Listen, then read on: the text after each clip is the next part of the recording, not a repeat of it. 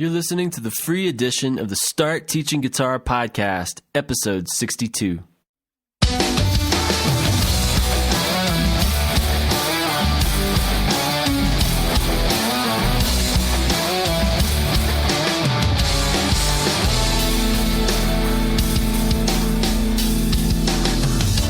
Coming to you from Colorado Springs, Colorado, the home of Pikes Peak.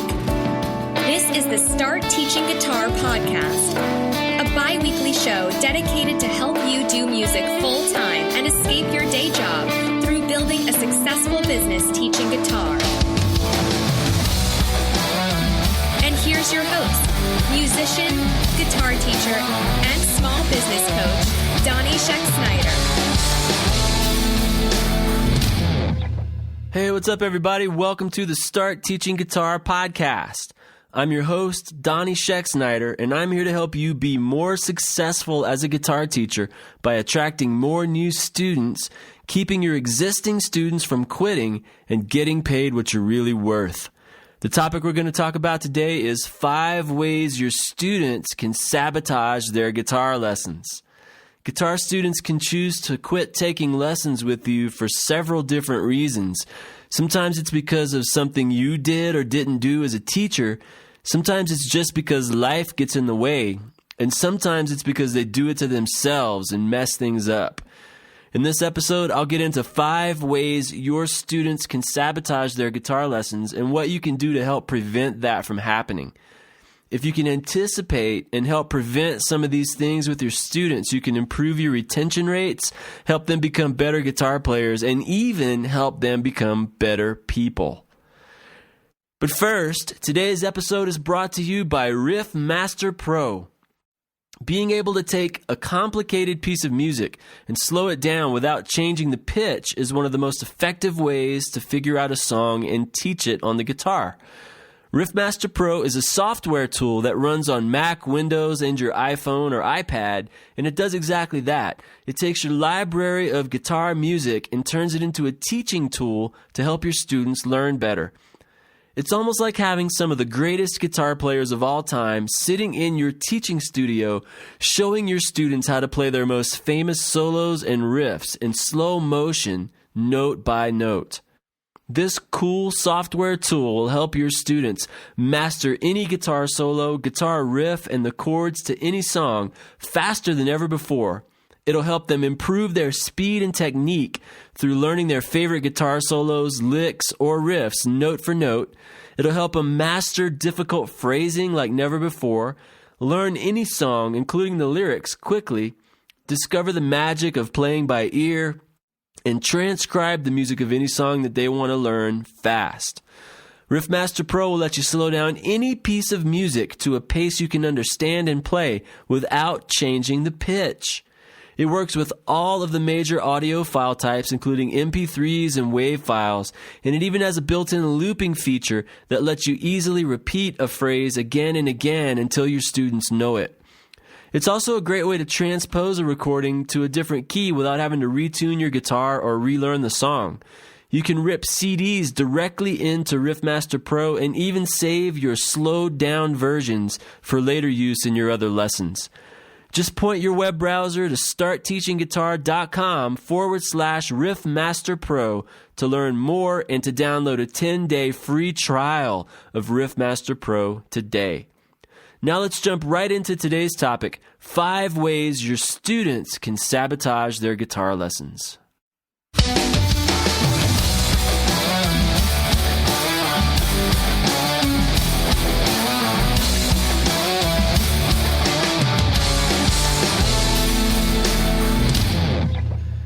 Okay, this episode is going to be a little bit of a departure from some of the stuff we've talked about in the past on the podcast.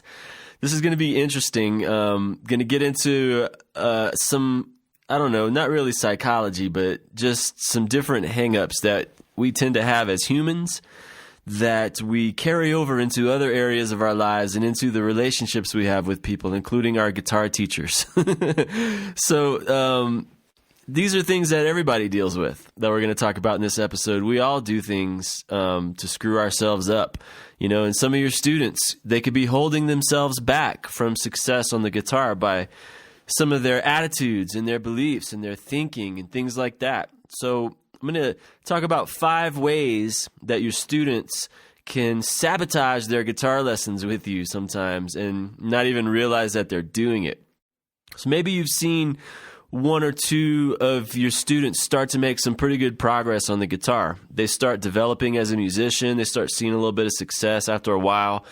But then the next thing you know, something changes. Something happens and the student just ends up quitting for some reason, or things kind of start to go downhill, It's sometimes that can happen because of mistakes that we make as guitar teachers, right? Sometimes maybe we're not aligning the lessons with what the student really wants, with what their goals and desires are for the guitar. Sometimes maybe we're overwhelming them with too much information at one time. Maybe, they've been giving us warning signs that they're not happy with their lessons and we've just been overlooking those. I've talked about all of those things in other podcast episodes in the past. But what's going to be different about this one is we're going to talk about ways that the student does it to themselves. The key word here is sabotage, okay? So sometimes it's our fault as a teacher, right? Sometimes life just gets in the way and things happen, circumstances change, people run out of money, people move away, different things like that. But other times it happens because the student has some bad attitudes, some bad thinking, or some bad habits that they bring into your teaching studio, and it impacts the quality of what you can do with them as a teacher and ends up impacting the results that they get on the guitar and their abilities and how fast they make progress. And a lot of times they end up quitting because of that too. So this isn't going to be about becoming a counselor or anything like that, all right? I just want to qualify this. I'm not going to talk about how to become a head shrinker and how to become a therapist and do counseling with your guitar students. That's not what this is all about, okay? This is all about helping your students and improving your retention rates as a teacher. That's why I'm going to talk about this topic. So this episode is about 5 common attitude and thinking related problems that can hold your students back or even sometimes make them quit lessons. I'm going to talk about each of the 5 things, and then I'm going to give you some tips on how to handle them. So I just want to start out by saying these are just my opinions and my personal experiences. And I've fallen into some of these 5 categories myself. And none of us are perfect. We all have our hang-ups. We all have issues that we deal with in our lives. Okay, teachers and students alike. So I have some experience with these things. I'm just telling you up front, but I'm not a trained counselor. I'm not a therapist or anything like that. So I'm not giving you, professional advice in this podcast. This is just kind of to give you an overview of some things that you could be aware of so that you can hopefully help your students out and, have better student retention and things like that. So now that that's out of the way, let's talk about this in a little bit of detail here. Some people mess up their own success for a number of different reasons. A lot of times the biggest reason that they do that is fear. Talked about fear a lot in the past, but some people fear failure. They're afraid to fail. And because they're afraid to fail, they never even try to do big things, right? Other people are afraid of different things. Some people are afraid of success. It's hard to imagine. It's easy to imagine someone being afraid of failure, but it's hard to imagine sometimes someone actually being fearful of success. But it happens all the time. When someone's afraid of success, they'll try things, but then they'll only go so far, and then they'll quit before they really start to get successful. And there's a lot of reasons for that. Maybe they're afraid that they won't be able to sustain that success, or maybe they're afraid that they're going to be exposed as a fraud or something like that. Some fear of something that's probably never going to happen, but fear nonetheless is the reason why a lot of people will start to make success in something and then shut it down or quit or shift gears or check out or do something that stops their progress, okay? So it's important to realize that can happen, because if you don't know this, you might think it's your fault. And as a teacher, you can get discouraged sometimes if you think that something's your fault, and it's really not. if it's not your fault, then a lot of times you can't do anything about it to fix it. So let's see here. So some people have a pattern in their lives of this stuff. Now, I'm like I said, I'm not a therapist or anything like that. So, I mean, this is just my observations, but some people have a pattern of starting something, getting successful to a certain point, and then quitting. And some of these people, for some of them, there's nothing you can do about it. If this is a guitar student that you happen to be working with, sometimes you can't change it, right? If someone has this pattern in their lives, they really need some professional help, and nothing that you can say as a guitar teacher, or, a lot of times nothing you can do can really fix them or make it any different than what it is, because it's something that they're choosing to do. But, for other people, other students that might be having problems like this, they just need some honest feedback sometimes. Sometimes they don't realize that they're doing it, and they just need someone that's observant, that cares about them, to say, look, I see this, and it concerns me a little bit, and it's going to affect you in these negative ways. Sometimes they just need honest feedback. Sometimes they just need a little bit of encouragement, and sometimes they just need someone to show that they care. And you can definitely help students like that by believing in them, by encouraging them, and by telling them the truth.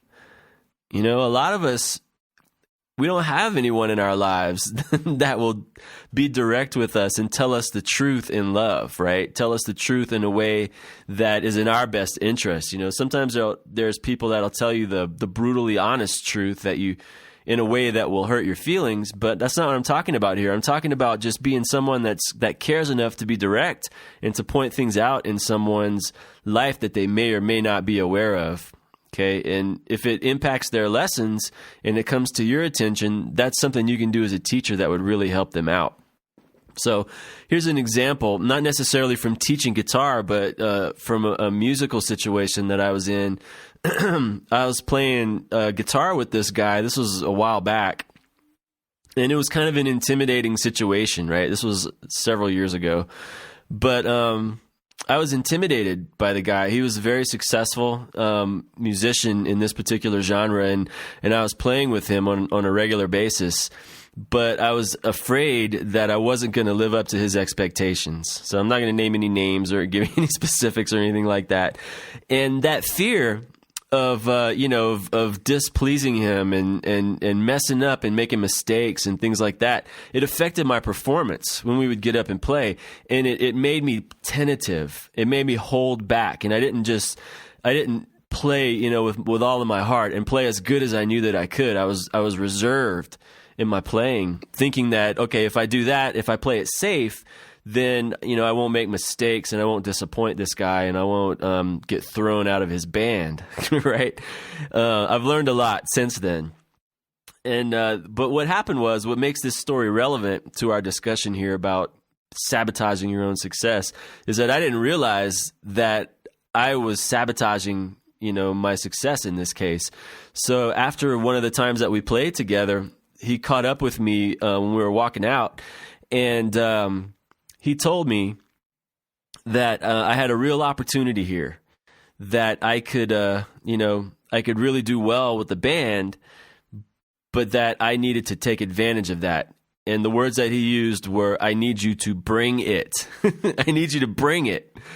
And I told him, I was like, man, I'll be honest with you. I'm just afraid that I'm going to mess up and, make the band sound bad and let you down. And he's like, no, you know what? Don't worry about that. You just bring it. He said, I'd rather see you make mistakes and have that fire in your playing and play like I know you can, than play it safe and never make any mistakes at all. So what he did was, he pointed out an area where I was screwing myself over that I wasn't completely aware of. I mean, I kind of knew that I was doing it, but I figured it was okay. But he called me out on that, and he did it as a friend, and that made a huge impact in my life, not just in my playing in his particular musical situation, but in every other area of my life. I started to say, wow, okay, am I maybe holding back in these other areas and not even aware of it? So, maybe in my business, maybe in my relationships and with my wife and my kids, maybe in these other things that I'm doing, maybe I just need to bring it, He called something out of me that I wasn't manifesting, that he could see was there. You know, and as guitar teachers, we have the same opportunity to do that with our students every single time that we meet with them. We can call out the best in them. We can draw the strength, the passion, the creativity, the expression that's deep inside of their souls. We can call it out of them and draw it out of them whenever we work with them in our teaching studios. And that's exactly what this guy did to me. So, the common thread here to recognize is that this is all about thinking. This is all stuff that goes on in your head. Each of these 5 things I'm going to tell you about are all things that go on inside your head. And it's all about your mindset. It's all about the mindset of your students and the way that they think and what they bring into their lessons with you. So I love this quote by Gandhi. This is like one of the quotes that I try to live my life by. But he said this. He said, keep your thoughts positive because your thoughts become your words. Keep your words positive because your words become your behavior. Keep your behavior positive because your behavior becomes your habits. Keep your habits positive because your habits become your values. And keep your values positive because your values become your destiny. That is so, so true. It all starts with our thoughts, and if you follow the trail, our thoughts eventually determine our destiny. Same thing with your students. And here's another quote that I love by Charles Swindoll. He says, life is 10% what happens to you and 90% how you respond to it. So there's a difference between reacting to life and responding to life. Things happen, stuff happens, it hits you right smack in the face in your life. You get sick, you get cancer, right? That's what happened to me. It happens. Sometimes things happen in our lives and we don't want them to happen that way. We wouldn't have chosen for them to happen that way. But because they happened, we have to deal with them. And the way we deal with them defines who we are as a person, right? And when something happens and hits you right in the face in your life, you can choose to react to it, freak out, get scared, pull away, go run and hide somewhere, go off and medicate somehow, or you can choose to respond to it in a way that makes you a better person, right? And the same thing is true for people that come into our teaching studios, our students. Okay, they have the same choices too. So what we can do is we can help them, encourage them, try to prompt them, to make the right choices, to respond to situations that happen to them, to respond to their frustration with their guitar playing or the lack of progress in their guitar playing or different situations that might be impacting their lessons with you. You can encourage them to respond to those things instead of just react to them. Okay, so that's kind of what this is all about, is dealing with thinking from the perspective of your students. Okay, so let's jump in directly into the 5 ways now, the 5 ways your students can sabotage their guitar lessons. And I'm just going to tell you, these aren't, these revolutionary concepts that you've probably never heard about before, but you may have probably never thought about them in relation to the students that you teach. So here's the first one, negative thinking and beliefs. Kind of alluded to that a little bit already. But negative thinking and beliefs is the first way that your students can mess up their guitar lessons, through the negativity that they might bring with them into your teaching studio. And that negativity, it's reflected in self-defeating language and words that they might use, So you might hear them say things like, I can't, or I don't have what it takes, or I'm not good enough, or this sucks, or I hate this, or I don't like this, right? It's just this general negative slant in the way that they talk about the things that they're doing with the guitar, with music, sometimes even about themselves. So I'll get into that more in a second. But this kind of negative thinking, it can have an impact on the progress that they make on the guitar, because negativity is not part of the formula for success in anything that you want to do in your life. If you're negative, if you think negative thoughts and you speak negative things, then you tend to be more vulnerable to being defeated and to being discouraged and to giving up and to not taking the risks and the bold moves that can get you to the next level in whatever it is that you're trying to do, including guitar. So if you hear those kind of words coming out of any of your students' mouth on a regular basis, I can't do this. This is not working. I don't like this. I hate this. This stinks. This is not good enough. This is not what I want to do. I don't have what it takes. Always negative.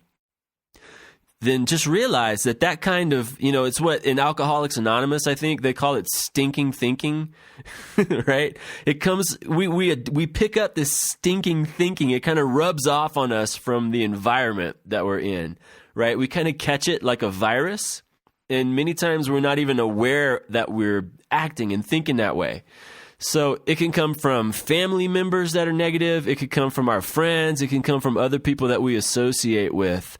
That negativity, it rubs off on us and it can infect us just like the flu or like a cold or a virus or something like that. Okay. And we become like the people we associate with. You've probably heard quotes, about that before. I don't remember them verbatim, but one quote that comes to mind is, it's that we become like the people we associate with. That if you show me the people that a man hangs around with, I'll show you his future, right? I can't remember who said that. But we do. We become like the people that we spend time with, mainly because we adopt their attitudes and their thinking. That's why we become like them, right? We start to think like them. We start to talk like them. We start to be influenced by them, no matter who they are, whether it's good, whether it's bad. If we spend any significant amount of time with people, we're going to start to be influenced by them, and they're going to impact our thinking, okay, and our attitudes. And that's where the stinking thinking comes from, right? It rubs off on us from negative people that we're around. So that makes a pretty good case for choosing your company pretty carefully, right? But if you have a few students who have a problem with negativity, you can be a light shining into their lives of positive stuff. You can be a great influence on them. Whenever they're kind of down and complaining and negative, you can encourage them. You can point out the positive side of things whenever they speak negatively about it. Like maybe it's, a scale pattern that they're trying to learn, or a chord that they can't play right. Maybe their hands aren't catching up with their brain, and, they're complaining about it. Well, you could point out the positive stuff and point out what they have accomplished.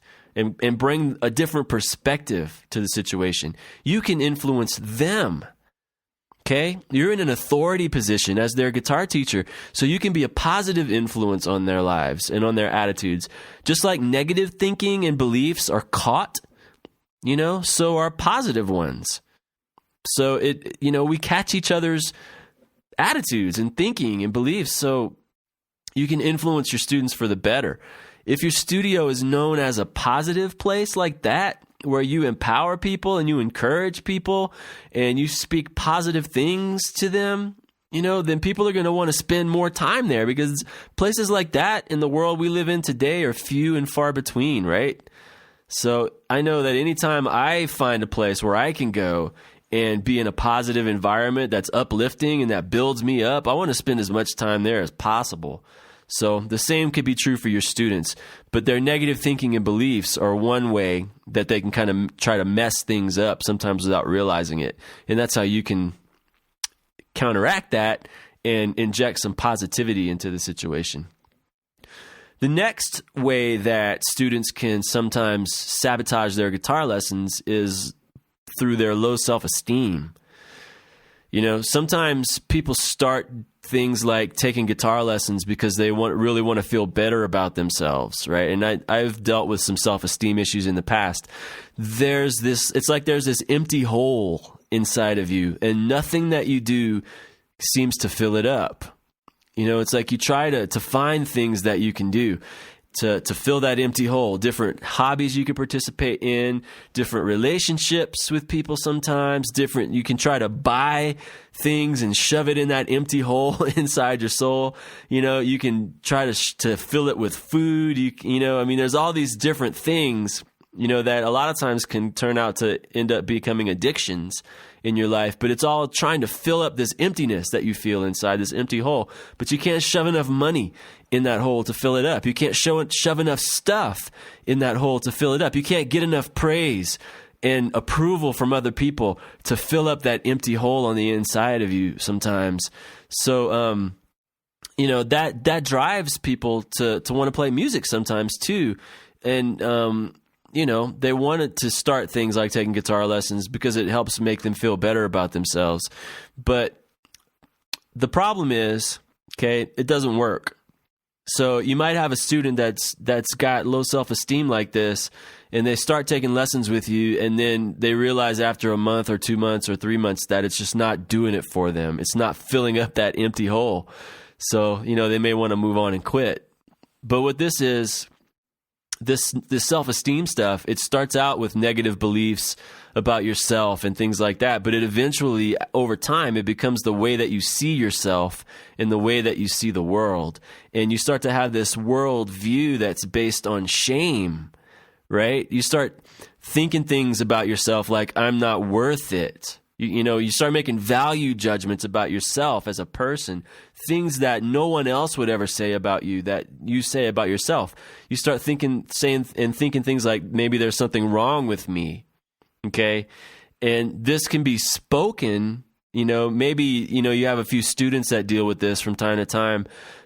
They might say those kind of words, but a lot of times it's just a look that they carry around.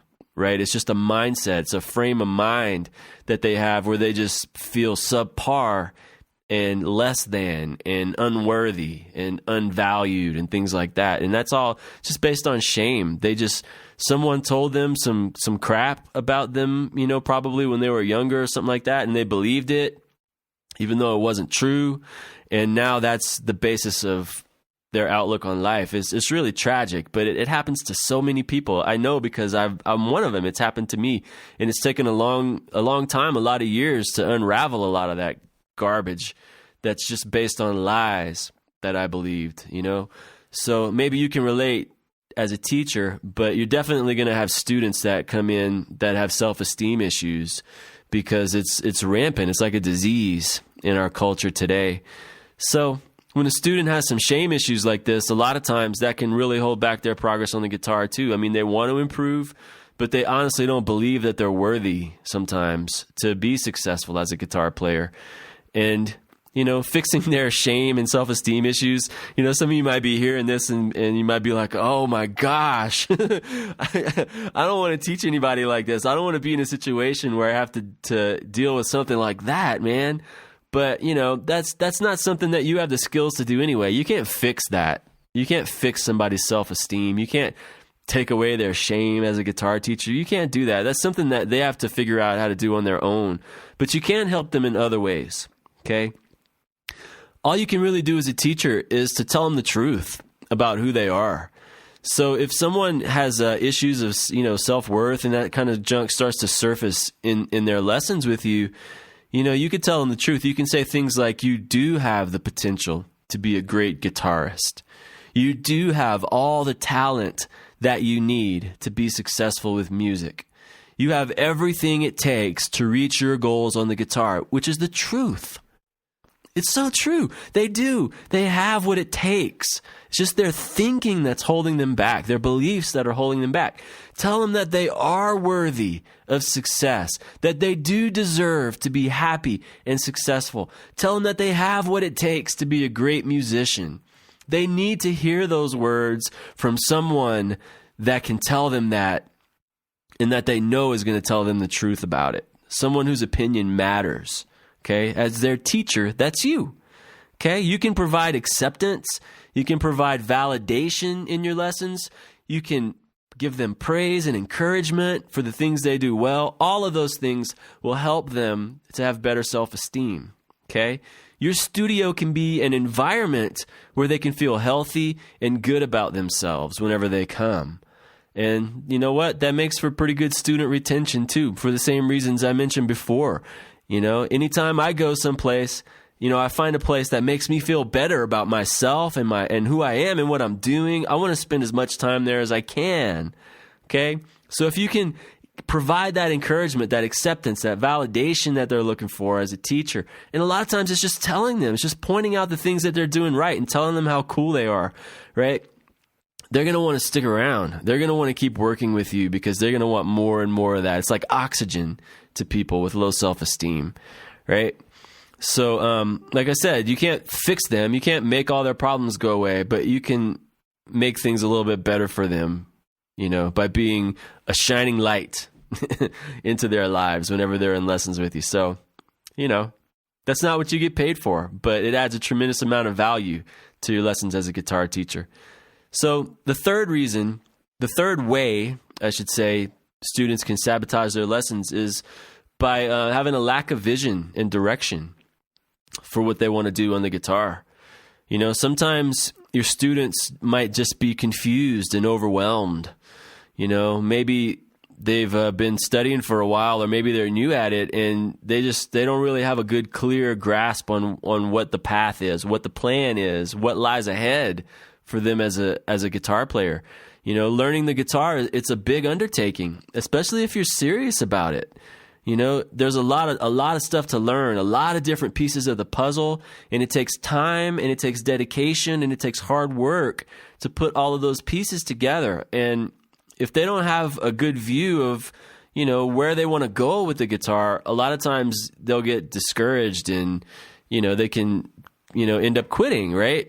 So sometimes when you try to help a student come up with some musical goals, maybe you've run into this before. You say, okay, let's sit down and talk about what you want to accomplish on the guitar. And all they tell you is, I just want to get better on the guitar, or I just want to learn how to play the guitar. They don't know what they want sometimes, and they don't know what the next step to take should be. They'll tell you things like, I don't know what to do, or I don't know what I want, or I don't know how, I want my guitar playing to look. So that's a pretty good giveaway that they could use some vision and use some direction, right? There's a famous quote by Zig Ziglar. He said, if you aim at nothing, you'll hit it every single time. That's the truth, right? That's why we set goals, so that we know exactly what we're aiming for and we hit it. Because if you don't set goals, if you aim at nothing, you're guaranteed to hit it every single time. So not identifying specific goals for the lessons, that's a really good way to waste somebody's time as a guitar student. Okay, you want to give them value. You want to help them identify their goals that they want to reach on the instrument and then reach them.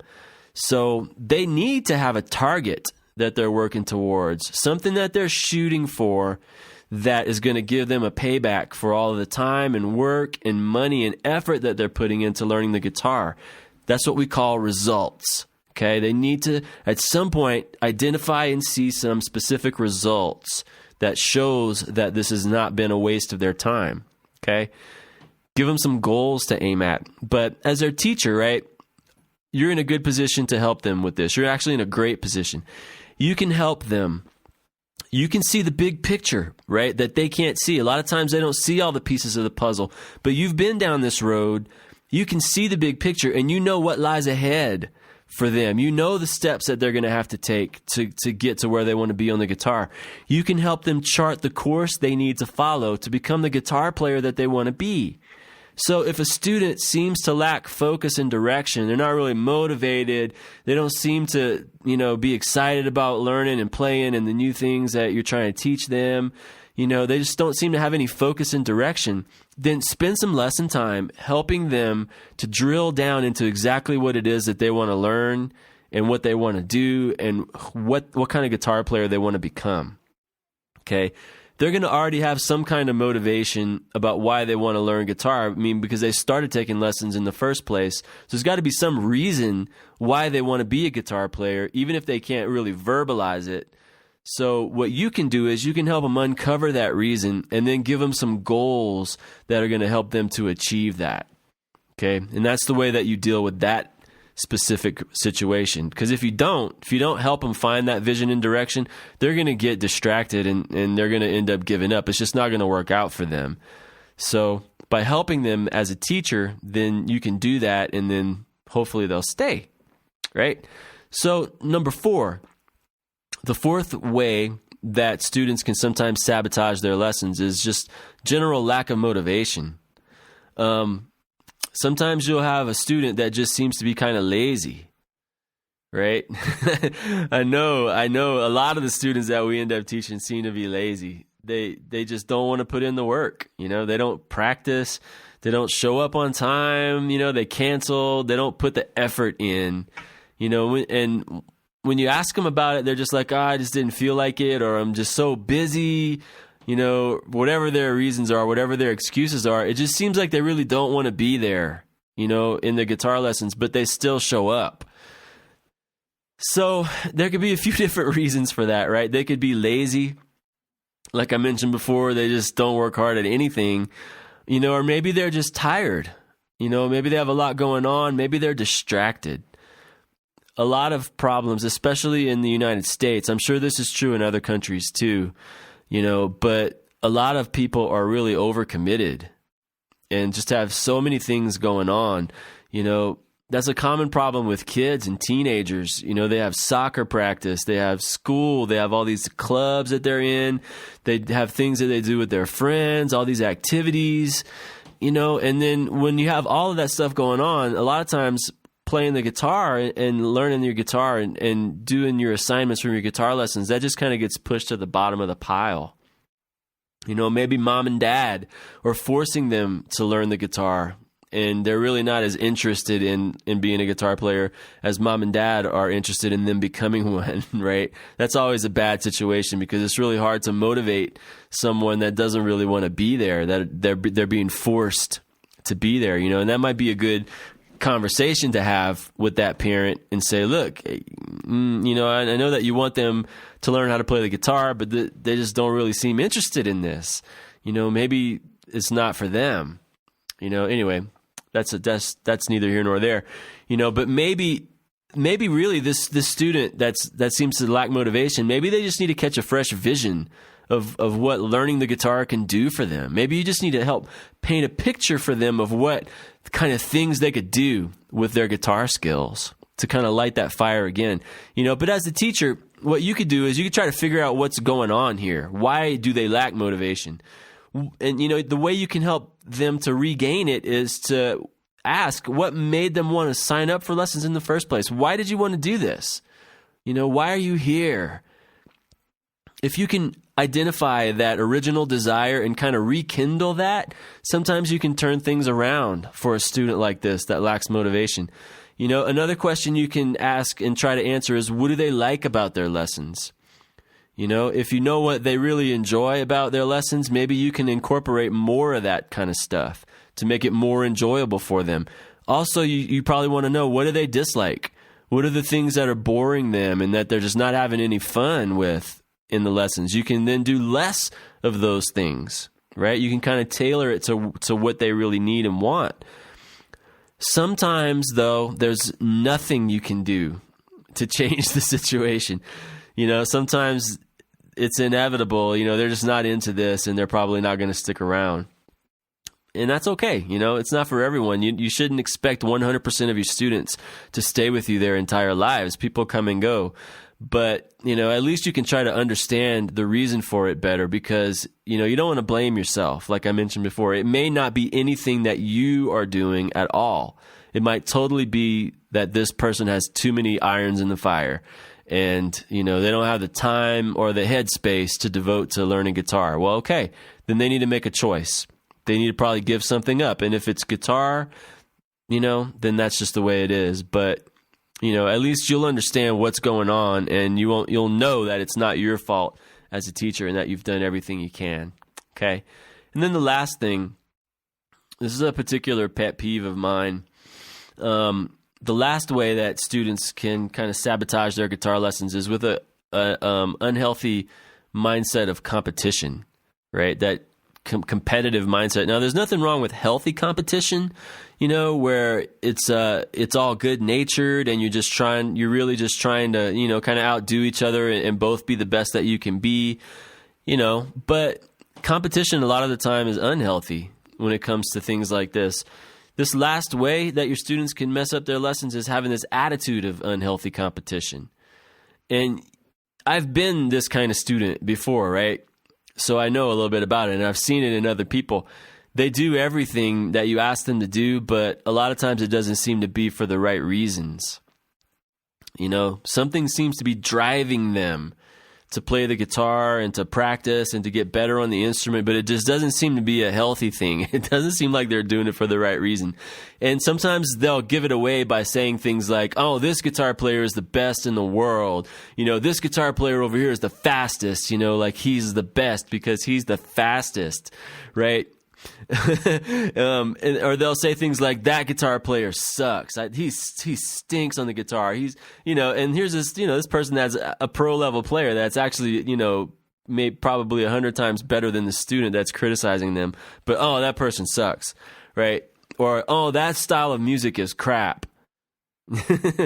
Or, you know, or maybe they're even more overt with it, and they'll say, oh, I have to be better than so-and-so, or I have to be able to play like this person. They're comparing themselves to other guitar players, you know, and trying to drive themselves to a certain level of achievement that just doesn't seem to be healthy, right? You can see that sometimes in people's attitudes toward music. And as a teacher, what you can do is you can gently point things like this out, right? You can, when you start to see these negative attitudes of competition that are unhealthy, you can point out the truth in situations like that. So you can say things like, if the student is saying things like, oh, this guitar player sucks, you know, or all of these kinds of guitar players suck or something like that, then you can say things like, no, you know what? All guitar players are unique. Some of them are more unique than others, but everyone has a unique contribution that they can make to music, which is true, right? You can tell them things like, we all have our strengths and weaknesses.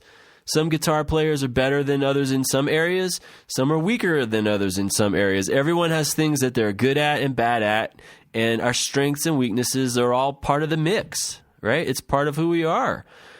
You know, you could tell them things like, we all have something good to offer the world. You know, just because one of your students doesn't like a certain guitar player or a certain style of music, it doesn't mean that, you know, they don't have something to offer, right? We all have something good and noble and amazing that we can offer the world through our musical expression, okay? A lot of times our students need to be reminded of that. You know, sometimes you just need to remind them that music is about art. It's about expression. It's not a contest. It's not a sport. It's not a competition. It's not a race to see who can get to the finish line first, right? It's about art, and it's about expressing yourself in an authentic way through the guitar, okay? Sometimes we need to explain that to them if they think it's all just about how fast you can play or what kind of, whether you can play this song at this tempo or, you know, or something like that. And we could point out that you can learn something from every guitarist. Even if there are areas about their playing that you don't like, there's something you can learn from every single guitar player out there. Even if it's what not to do, you can learn something, okay? Another thing we should point out is that you should focus on creating and not competing, okay? Music is art. It's expression. It's about being creative. It's not about competing with other people.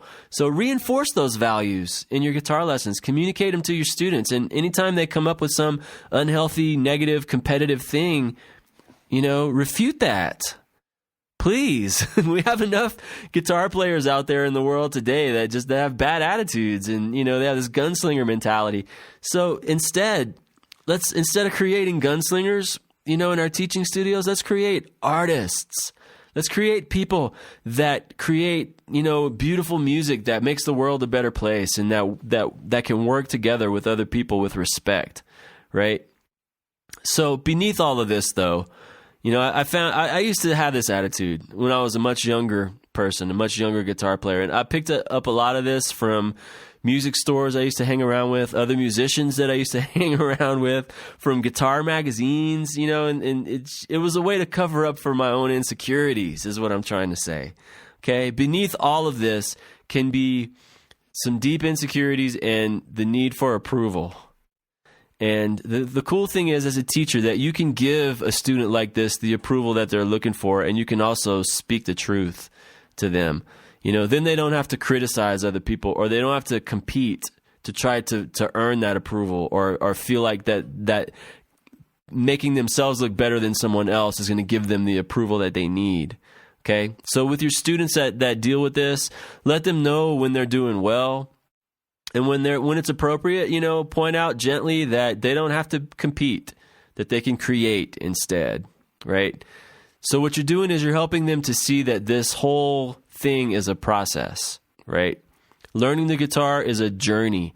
And if we focus on the journey, on each step and on the milestones along the way, then we're a lot happier. We have a lot more peace while we're learning the guitar, instead of just focusing on the end result and focusing on the destination all the time. Okay? So now let me just kind of wrap this episode up. We've talked about a lot of different stuff here, but in general, the common thread of how you deal with all of this stuff is to talk to your students about it. If you see any of these 5 things going on, talk to them about it. So you don't ignore it. Don't let it fester. Don't let it continue and end up defining, your relationship with that person. Don't put it off. Just talk to them about it. And you don't want to be mean when you do that. You don't want to make them feel bad, but just gently be direct with them. Mention that you've noticed this attitude or this negative thing, and that it's probably holding them back on the guitar. You can ask them if they're okay. Say, hey, I've noticed that you've had this kind of competition attitude. Is everything okay? Are you doing okay? Is there anything I can do to help? A lot of times that's a way to get them to start talking a little bit about what's going on. And if it's a younger student, a teenager or something like that, then you might want to consider talking to their parents about it, and just seeing if there's anything that you guys could kind of partner together to help that student a little bit. But you just basically got to put it on the table. I used to have this friend, a long time ago that was what they did whenever they would put an uncomfortable situation, out into the open. They would call it putting the moose on the table. I don't know what that means, but sometimes with your students, you just need to put the moose on the table. You just need to put it out there and just say, hey, what's up with this? And then, you could try to find out what they really need, what they really want, what's kind of behind all of this, because there's something behind every bad attitude. And like I said, a lot of times it's fear. If you could figure out what it is that they're afraid of, maybe you can help alleviate that and help them get better, have a better experience and do better in the lessons and stuff. And then if there's a way that you can help, fine, figure out how you can help them sometimes, but sometimes there's nothing you can do. You're not the magic, genie in the lamp where you can, speak the word and make all of someone's problems go away. Life doesn't work that way. Sometimes there's nothing you could do, but sometimes you can make a big difference just by being someone who cares. So as a teacher, you can try to help your students be aware of these things and overcome them. And what results from that is that makes them better people, not just better guitar players. This whole teaching guitar business that we're in, it's not just about creating guitar players and helping people become better guitar players. It's really about adding value to their lives. And this is a tremendous way that you can add value to somebody else's life by speaking the truth and by caring, and dealing with things like this with them sometimes if they want to. And the cool thing about it is that it also adds a tremendous amount of value to your lessons too. All right, that's all for this episode of the free edition of the Start Teaching Guitar podcast. If you're ready to energize your guitar teaching business and take it to a whole new level, then head over to stgallaccess.com to claim your 14-day free trial STG All Access membership. STG All Access members get a full-length, ad-free podcast episode every single week covering more detailed how-to topics, along with access to my notes and outline for each episode. Members also get access to a ton of other cool things that can help you build a successful teaching business, like the STG Podcast Archive, including the first 25 episodes of the podcast that are no longer available to the general public, monthly live question and answer sessions, access to the STG community forums where you can connect with me and other guitar teachers to help you with building your teaching business, and a whole lot more. Just head over to stgallaccess.com to start your free 14-day trial membership today. Just want to thank everybody for listening. This has been the free edition of episode 62 of the Start Teaching Guitar podcast with Donnie Scheck-Snyder. Until next time, keep on teaching.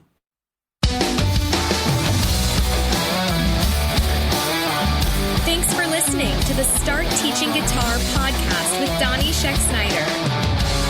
If you like what you heard, we hope you'll pass along our web address, www.startteachingguitar.com, to your friends and colleagues.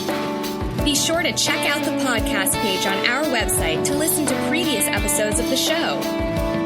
Join us next time for another edition of the Start Teaching Guitar podcast.